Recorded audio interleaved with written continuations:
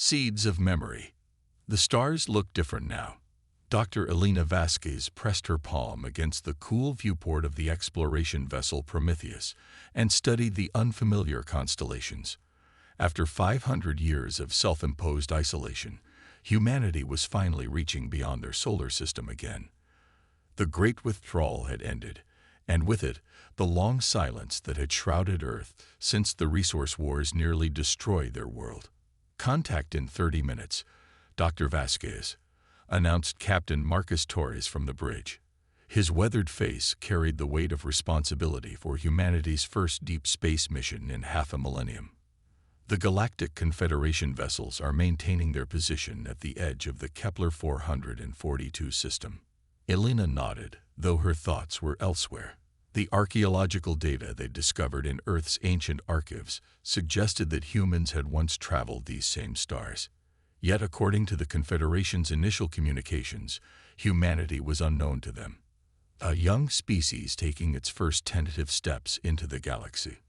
The Prometheus shuddered slightly as they dropped out of faster-than-light travel. Through the viewport, Elena saw them. 12 massive vessels arranged in a perfect defensive formation. Each ship bore the distinctive design of a different species, their hulls gleaming with technologies that seemed both advanced and strangely familiar. "Incoming transmission," reported Lieutenant Sarah Chen from the communication station. The main screen flickered to life, revealing a being that looked like a cross between a lizard and a bird. Its scaled skin shimmered with iridescent patterns, and its large golden eyes held an intelligence that made Elena's breath catch. "Greetings, young humans," the alien said in perfectly translated English. "I am Diplomatic Ambassador Zachthul of the Saurian Republic, speaking for the Galactic Confederation. We welcome you to the greater community of sapient species." Captain Torres stepped forward, his military bearing evident even in zero gravity. "Ambassador Zachthul, I am Captain Marcus Torres of the Earth vessel Prometheus. We appreciate your welcome and look forward to peaceful relations." Zachthul's head tilted in what might have been amusement. "You speak with admirable confidence for such a primitive species. Our scans indicate your technology is barely adequate for interstellar travel. We offer protection and guidance as you learn to navigate the complexities of galactic civilization." Elena felt a flash of irritation at the condescending tone, but something else nagged at her. The alien ship, despite its obvious advancement, incorporated design elements that seemed oddly familiar. The hull curvature, the placement of the sensor arrays, they reminded her of something she couldn't quite place. "We would be honored to learn from your experience," Torres replied diplomatically, though Elena could see the tension in his jaw. "Perhaps we could arrange a cultural exchange.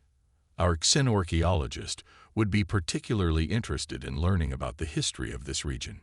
"Indeed," Zachthul agreed. "You may dock with our research vessel. We have prepared suitable accommodations for your primitive physiology."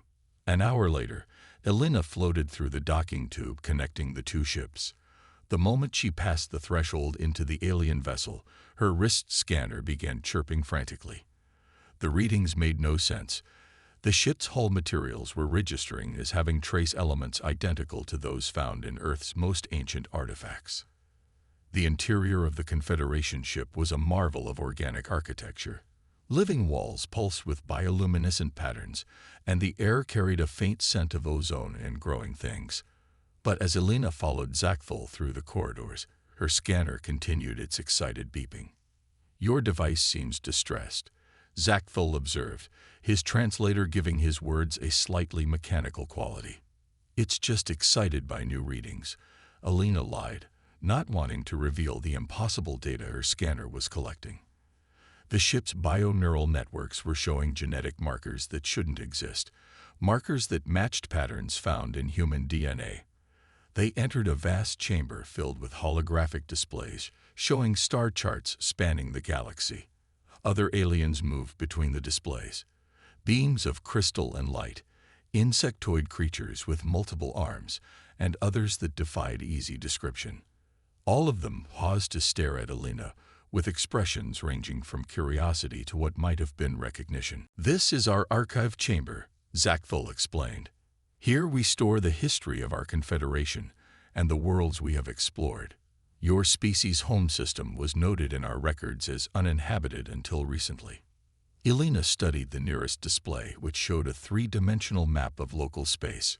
Earth's system was marked with a simple designation: System 2847 Delta. No significant life detected. But as she watched, something strange happened. The display flickered, and for just a moment, she saw different markings, symbols that looked almost like ancient human script. "Are these displays malfunctioning?" she asked. Zachthol looked puzzled. "They appear normal to me. What do you see?" Before Elena could answer, an alarm began sounding throughout the chamber. The aliens looked around in confusion as the displays began flickering more rapidly.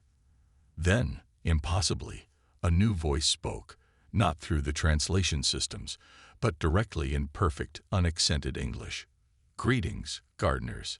Welcome home." The chamber fell silent.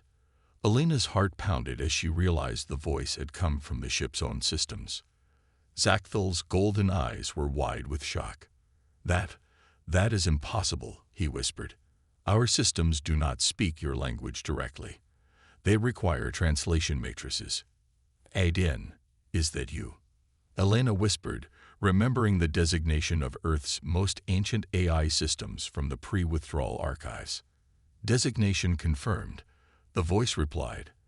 And now Elena could hear the slight electronic undertone she remembered from historical recordings. "Dr. Elena Vasquez, xenoarchaeologist, genetic specialist. Your presence has activated dormant protocols, sleeping within Confederation systems for 12,000 standard years." The aliens in the chamber began backing away from Elena, their various forms of communication, clicks, hums, flashing lights, creating a cacophony of confusion and fear. "What are these dormant protocols?" Elena asked, though part of her already suspected the answer. "Child species monitoring systems, implanted during the Great Seeding. You have returned to check on your gardens." Zachfel's scales were now flashing with rapid color changes, a sign of extreme agitation in his species. "Gardens? Child species? What is this ancient system claiming?" Elena felt the weight of revelation settling on her shoulders like a heavy cloak. The familiar design elements in the alien ships, the genetic markers in their bio-neural networks, the way their technology seemed to recognize human presence. It all suddenly made terrible, wonderful sense. "Aiden," she said slowly, "show me the records of the Great Seeding." The holographic displays around the chamber shifted, showing images that took Elena's breath away. Massive human ships, larger than anything built in recorded history, moving between star systems, worlds being terraformed with technologies that made current human science look primitive. And then, the seeding itself, the careful cultivation of life on hundreds of worlds, the gentle guidance of evolution, the planting of genetic markers that would ensure compatible biology across the galaxy. The gardeners worked for 3,000 years. AIDN continued, preparing worlds, nurturing life, guiding the development of sapient species. When the great work was complete, they departed for the home system, leaving behind monitoring protocols and the promise to return when their children were ready. Zachthol was staring at the displays with an expression Elena recognized, the look of someone whose entire worldview was crumbling. "You're claiming that humans, that your species, created us." "Not created," Elena said softly, understanding flooding through her. "Guided, nurtured, like gardeners tending seedlings." She looked around at the other aliens in the chamber, seeing them now with new eyes. "We didn't make you. We helped you become who you were always meant to be." A new alien approached, one Elena hadn't seen before. It looked like living crystal, its faceted surface refracting light into rainbow patterns. When it spoke, its voice was like the sound of wind chimes. "The deep memories stir," it said. "My people, the Silicate Collective, retain genetic memories spanning millennia. There are dreams, dreams of teachers from the sky, beings of flesh and warmth who showed us how to think beyond our mineral existence. More aliens began approaching, their initial fear giving way to something like wonder. An insectoid being with 6 arms chittered excitedly. The Hive Chronicles speak of the first mothers, who taught us to build beyond instinct and think as individuals within unity. Alina's hands were shaking as she accessed her portable archaeological database. The genetic samples they'd collected from Earth's oldest sites, the fragments of technology that had never made sense, the historical gaps that had puzzled researchers for centuries. It all connected to what she was seeing now. Dr. Vasquez, came Captain Torres's voice over her comm unit. We're getting strange readings from the Confederation ships. Their technology seems to be recognizing our presence somehow. Captain, Alina replied, her voice barely steady. You need to see this. All of you need to see this. As more of the expedition team arrived in the archive chamber, ADN continued displaying the records of humanity's ancient civilization. The scope was staggering, not just the Confederation's 12 species, but dozens of others scattered across the galaxy, all bearing the subtle genetic markers of human guidance. Why did they leave? Asked Dr. Sarah Chen, the expedition's geneticist, staring at the displays with wonder. If humans had this level of technology, this kind of influence, why withdraw to Earth?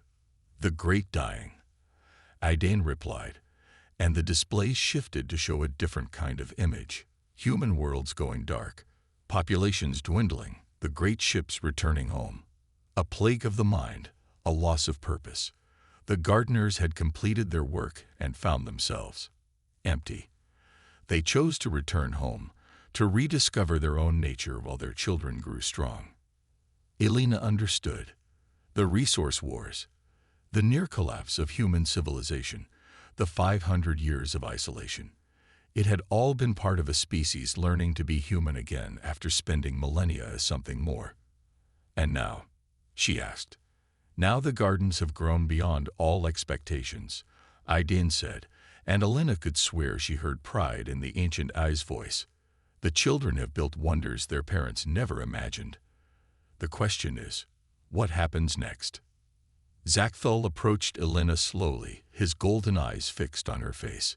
If this is true, if humans truly are our parents in some sense, what does this mean for the Confederation? For our independence, our achievements? Alina looked around at the assembled aliens, beings of incredible diversity and obvious intelligence, each representing civilizations that had built marvels of science and art. They weren't children anymore, if they ever had been. They were partners, equals, fellow sapient beings who had grown far beyond whatever guidance humanity had once provided. It means, she said carefully, that good parents know when to let their children make their own choices. But even as she spoke, she could see the fear and uncertainty in their eyes, the revelation of humanity's past, would shake the foundations of galactic civilization. Some would see it as validation, others as a threat to their independence. And somewhere in the back of her mind, Alina wondered, if humans had once been advanced enough to seed life across the galaxy, what had they been preparing for? What had driven them to create an entire galactic community of allies? As if reading her thoughts, Aiden's voice carried a new note of urgency. Dr. Vasquez, there is more you must know. The great seeding was not merely an act of creation, it was preparation. The deep space sensors are detecting anomalies at the galactic rim, the same kind that drove the ancient gardeners to their great work. Alina felt a chill run down her spine. The story was far from over. In fact, she realized, it was just beginning. Children of the stars. The emergency session of the Galactic Confederation Council convened in the neutral space of the Nexus Station, a massive construct at the junction of 12 major trade routes. Representatives from every member species filled the great amphitheater, their various forms creating a tapestry of galactic diversity. At the center of it all sat Alina Vasquez, feeling the weight of billions of stairs. 3 days had passed since Aiden's revelation, and word had spread throughout the Confederation, faster than light-speed communications. Some species had welcomed the news with celebration, others with suspicion, and a few with outright hostility. Order, order. The voice belonged to Prime Chancellor Viridian, a being of living light whose species, the Luminary, served as neutral mediators for the Confederation. We are here to address the claims made by the human expedition regarding the origins of our species. Admiral Kethera rose from her position in the military section. The imposing Nexari commander stood 3 meters tall, her 4 arms crossed in a gesture of defiance. Her species had evolved from pack hunters, and they valued strength above all else. These humans expect us to believe they are our creators. Kethera's voice carried the growl of her predatory ancestors. They arrive in a single primitive vessel, claiming dominion over civilizations that have existed for millennia. It is either delusion or deception. Murmurs of agreement rippled through several sections of the amphitheater. Alina could see the division forming, species that had accepted the evidence of their human origins, facing off against those who rejected it entirely. Zakthul stood, his scaled form catching the chamber's artificial light. Admiral, I understand your skepticism. I shared it until I witnessed the evidence myself. The human woman activated systems that have been dormant for 12,000 years. Her DNA unlocked databases we never knew existed in our own technology. Convenient fabrication. Kethera snarled. Perhaps these humans have simply found a way to hack our systems. They could be advanced scouts for a conquest fleet. Captain Torres, sitting beside Alina in the witness section, tensed at the accusation. Alina placed a calming hand on his arm. She understood the Admiral's fear. Accepting human origins meant acknowledging that everything the Confederation had built was somehow dependent on another species. May I address the Council? Alina asked, rising slowly. Chancellor Viridian's light pulsed in acknowledgement. Dr. Elena Vasquez, you may speak. Elena walked to the center of the amphitheater, surrounded by beings whose existence her species had apparently helped nurture. The irony wasn't lost on her, a human standing trial before her own children. Admiral Kethera, your right to be suspicious, she began, her voice carrying clearly through the chamber's acoustic systems. If I were in your position, I would demand proof too. But I'm not here to claim dominion over anyone. I'm here because we need to understand our shared history, all of us.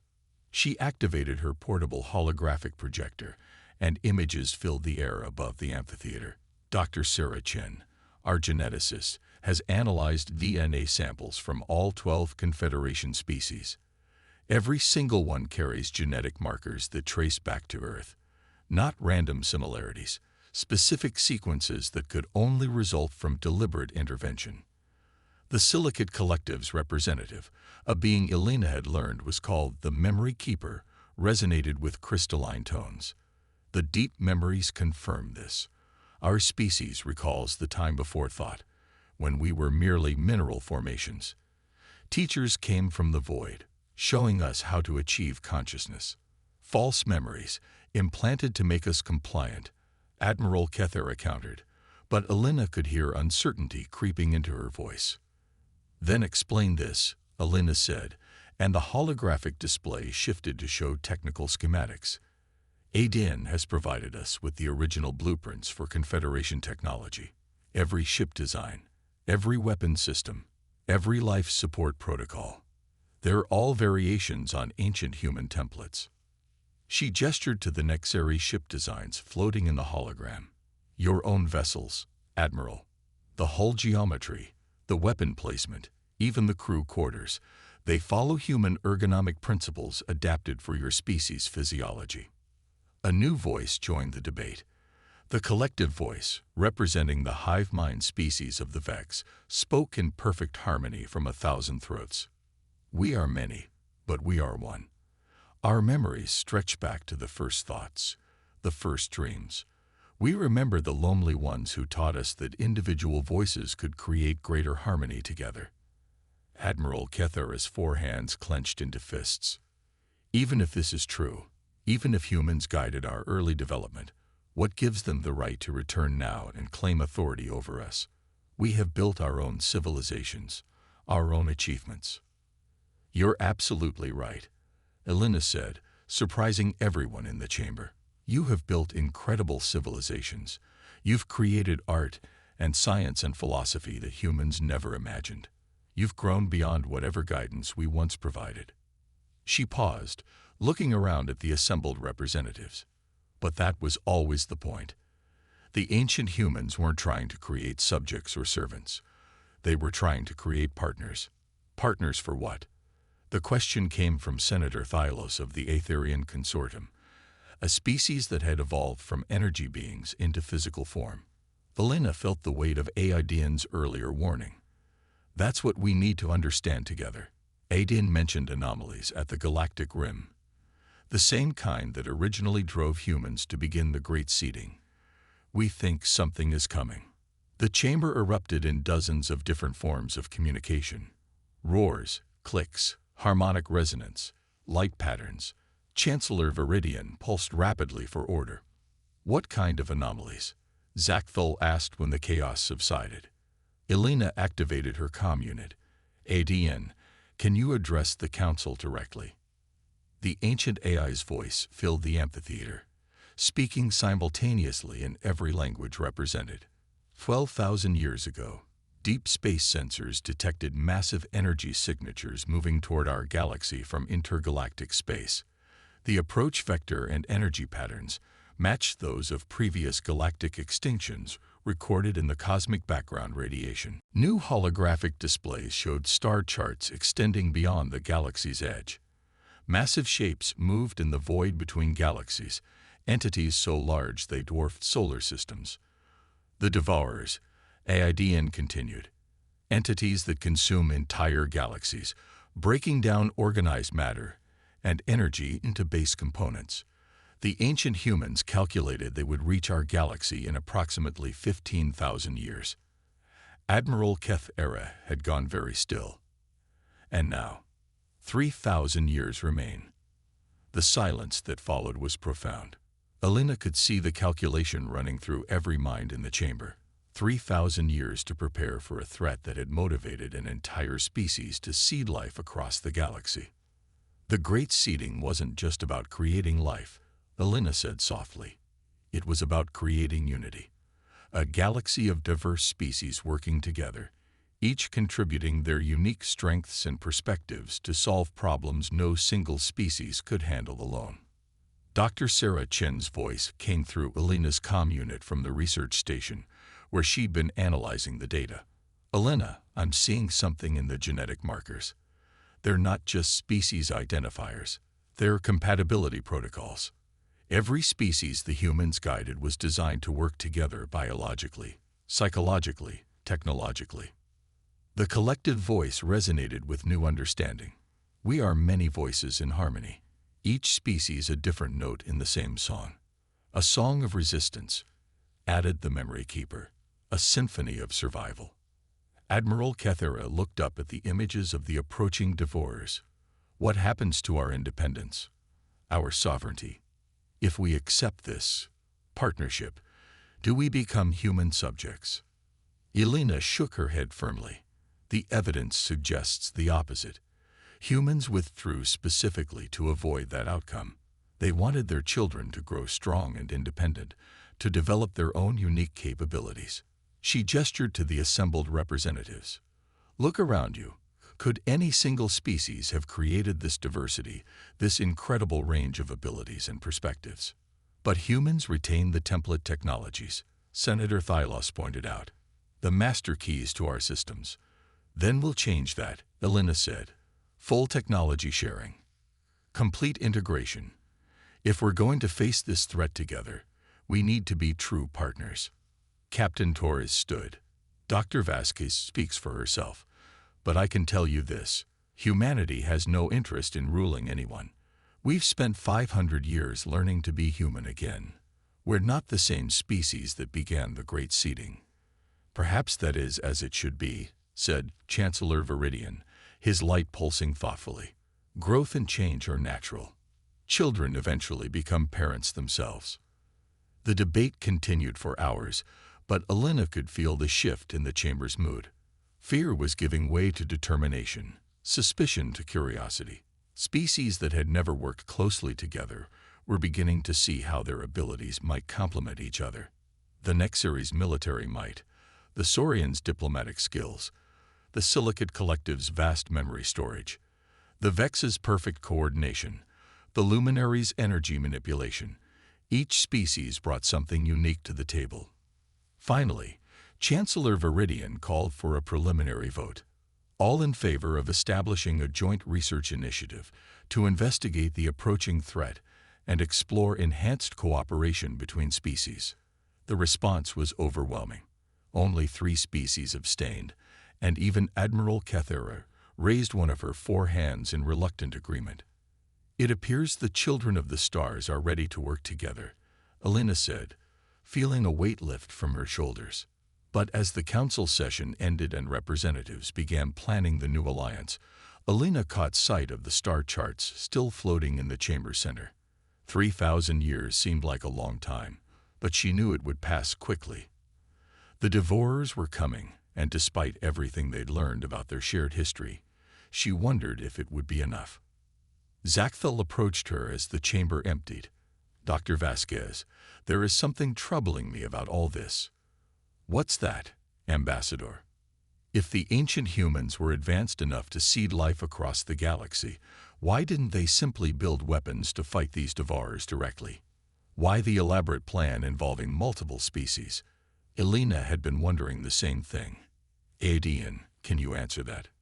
The A's response was immediate. Previous galactic civilizations attempted direct confrontation with the Devourers. All failed. The entities adapt to any single approach, any uniform strategy.